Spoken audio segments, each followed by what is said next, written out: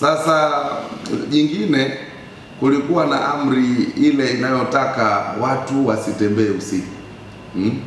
Sasa nimekuwa napokea simu nyingi, mzee, Dar es Salaam amri imeshaondolewa na IGP, wewe kwenye mkoa wako vipi? Mimi nasema Inspector General ndio anayetoa amri, maana hata mimi sina mamlaka ya kusema watu mwisho saa 12.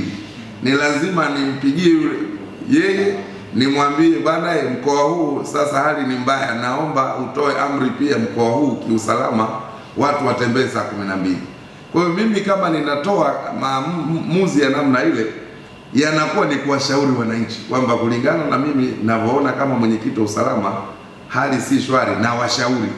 Ndio maana statement zangu zote nilisema na washauri ikifika saa 12 kama huna jambo urudi wapi, lakini anayeshauriwa ana hiari ya kukubali au kukataa. Ila amri ikisema amri mwisho saa 12 hakuna hiari. Kwa hiyo mkoa huu hatukuweka katazo la baada ya saa 12, ila tuliweka angalizo kwamba ifikapo saa 12, kwa sababu vijana watakuwa wengi mtaani huko, vijana wa serikali, usije ukapata changamoto, kwa hivyo turudi nyumbani mapema. Sasa baada ya maelekezo ya Mheshimiwa Rais, kwa hiyo wananchi wawe huru kuendesha shughuli zao, isipokuwa tumekubaliana kwa sasa baa zote mwisho iwe saa 4 usiku. Halafu hali tunaendelea kufanya assessment, tutakapoona tumejiridhisha na wenyewe tutawarudishia muda wao ule wa saa 6 ya usiku.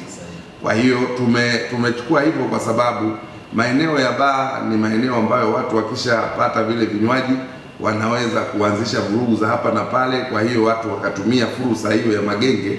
Lakini ikiwa mapema saa 4 tunaweza kupiga hewa simu, tukaenda tukawarescue, tukafanya hivi, hatutaki mtu apoteze maisha. Kwa hiyo hilo ndilo ambalo linaendelea. Kwa hiyo wananchi wa mkoa wa Mwanza wawe huru kutembea.